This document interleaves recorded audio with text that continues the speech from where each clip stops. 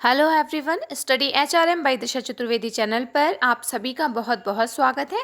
आज हम HRM challenges के टॉपिक को डिस्कस करेंगे। ह्यूमन रिसोर्स मैनेजमेंट जो चैलेंजेस को फेस कर रहा है, जो चैलेंजेस फेस करता है और जिन चैलेंजेस को फेस करने की प्रोबेबिलिटीज़ हाई हो रही हैं, उन सारी डिफ़िकल्टीज़ एंड चैलेंजेस को हम ब्रॉडली 3 कैटेगरीज में डिवाइड कर सकते हैं, नेमली environmental challenges, second organizational challenge, and third one is individual challenges. Environmental challenges topic के ऊपर मैंने इस वीडियो से जस्ट पहले वीडियो अपलोड किया है। आप आई बटन में शो हो रहे लिंक के थ्रू उसको चेक कर सकते हैं। Environmental challenges are those challenges which comes from the environment. They don't relate with the internal organization, they are external to the organization. Environmental challenges पर ऑर्गेनाइजेशन का कोई कंट्रोल नहीं होता। ये चैलेंजेस कभी भी किसी भी रूप में आकर खड़े हो सकते हैं। We just have to face them. जो challenges internal to the organisation होते हैं वो ऑर्गेनाइजेशनल चैलेंजेस के अंतर्गत आते हैं, जिसमें हम सबसे पहले बात करेंगे challenges related to the restructuring.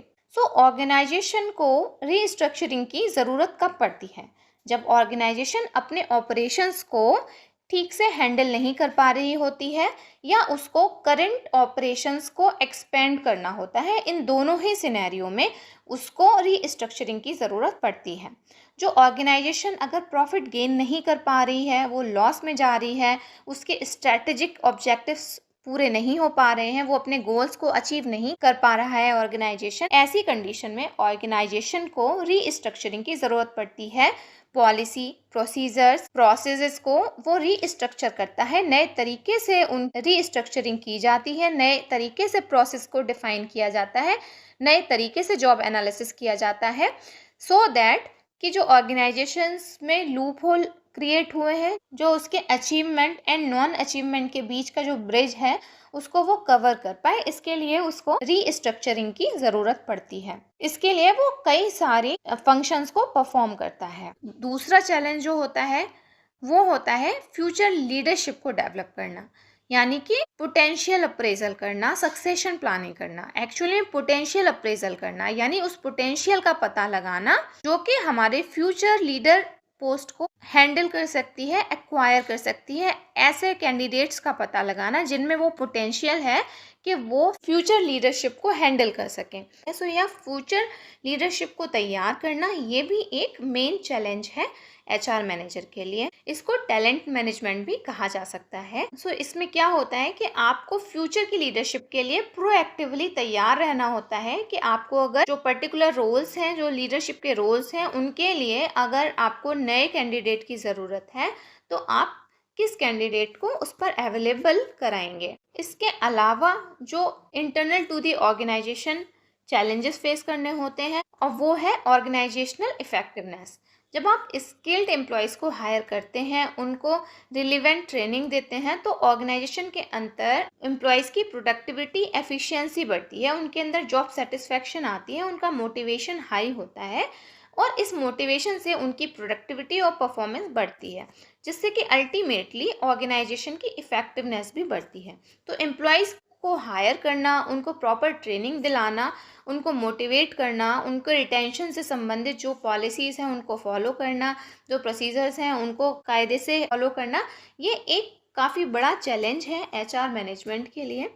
इसके अलावा जो नेक्स्ट चैलेंज है वो है sustainable competitive advantage. Sustainable advantages से मतलब है जिस क्वालिटी की वजह से कोई कंपनी अपने कॉम्पिटिटर से एडवांटेज में होती है उसको सस्टेन करना।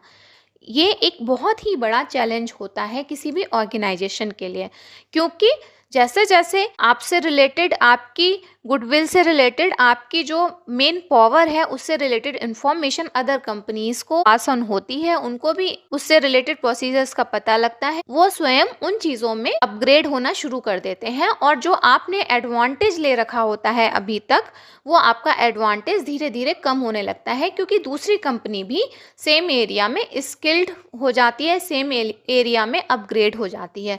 सो जो आपको एडवांटेज एडवांटेज ऑलरेडी मिला हुआ है उसको सस्टेन करना ये एक चैलेंज होता है किसी भी ऑर्गेनाइजेशन के लिए, जिससे कि वो लॉन्ग रन में अपनी सुपीरियरिटी को सस्टेन कर पाए, मेंटेन कर पाए। ऑर्गेनाइजेशनल चैलेंजेस के अंतर्गत नेक्स्ट जो चैलेंज है that is related to improving the quality of the product of the services, यानी कि ऑर्गेनाइजेशन के जो प्रोडक्ट और सर्विसेज प्रोवाइड की जा रही हैं उनमें डिफेक्ट्स को कम करना, कम करते करते उनको जीरो लेवल पर लेकर आना, जिससे कि क्वालिटी इंप्रूव हो सके उस प्रोडक्ट की या उस सर्विसेज की। इंटरनल एक्सटर्नल एवरी लेवल पर क्वालिटी को मैनेज करना, this is a very crucial point for every organization. So human resource management को, ह्यूमन रिसोर्स मैनेजर को इस क्वालिटी एस्पेक्ट का ध्यान रखना बहुत ही ज़्यादा इम्पॉर्टेंट होता है और ये उसके लिए काफ़ी बड़ा चैलेंज होता है, चाहे वो वर्कर्स की क्वालिटी ऑफ वर्क लाइफ हो या फिर प्रोडक्ट या सर्विसेज की क्वालिटी हो। नेक्स्ट जो पॉइंट है that is related to minimizing the cost. This is also a very big challenge, क्योंकि अगर ह्यूमन रिसोर्स मैनेजमेंट अगर ज़्यादा एम्प्लॉयज़ को हायर करेगा सो वो आपके ऑर्गेनाइजेशनल कॉस्ट को इंक्रीज़ कर देगी, और अगर वो कम वर्कर्स को हायर करता है तो वो अल्टीमेटली आपके वर्क को हिंडर करेगा, यानी कि आपको अपने वर्क को पूरा करवाने के लिए एटलीस्ट एक minimum amount of workers required, अगर आप उससे कम कैंडिडेट को हायर करते हैं तो आपका वर्क पूरा नहीं हो पाएगा, और अगर आप उससे ज़्यादा को हायर करते हैं तो आपकी कॉस्ट पर इफेक्ट आएगा, आपको ज़्यादा कॉस्ट पे करनी होगी, ऑर्गेनाइजेशन की कॉस्ट बढ़ जाएगी।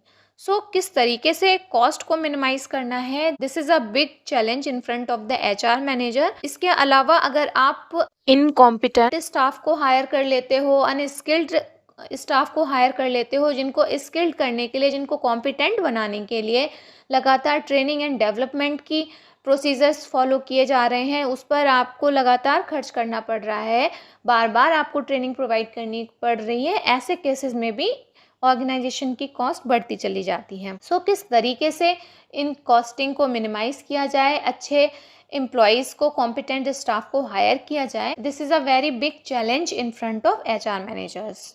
HRM के चैलेंजेस में हम एनवायरमेंटल चैलेंजेस, ऑर्गेनाइजेशनल चैलेंजेस की बात कर चुके हैं। आई होप आज का ये वीडियो लेक्चर आप लोगों को पसंद आया होगा। वीडियो अच्छा लगा हो तो इसे लाइक करें, चैनल को सब्सक्राइब करें। हमारा नेक्स्ट वीडियो इंडिविजुअल चैलेंजेस के ऊपर होगा। Till then take care and bye bye. Thank you so much. Balance score card का कॉन्सेप्ट सबसे पहले Robert Kaplan and David Norton ने 1992 में इंट्रोड्यूस किया था। उनके अनुसार BSC का कॉन्सेप्ट यानी बैलेंस स्कोर कार्ड का कॉन्सेप्ट कहता है कि अगर ऑर्गेनाइजेशन लॉन्ग रन में सर्वाइव करना चाहते हैं तो उन्हें सिर्फ एक पर्सपेक्टिव यानी कि फाइनेंस के अतिरिक्त 3 अन्य पर्सपेक्टिव पर भी काफी अच्छे से ध्यान देना होगा, तभी वे लॉन्ग रन में अच्छे से सर्वाइव कर सकते हैं, अदरवाइज एक्सिस्टेंस खतरे में पड़ जाएगी। ये 4 पर्सपेक्टिव हैं। Number 1 financial perspective, number 2 customer perspective, number 3 business process perspective and number 4 learning and growth perspective.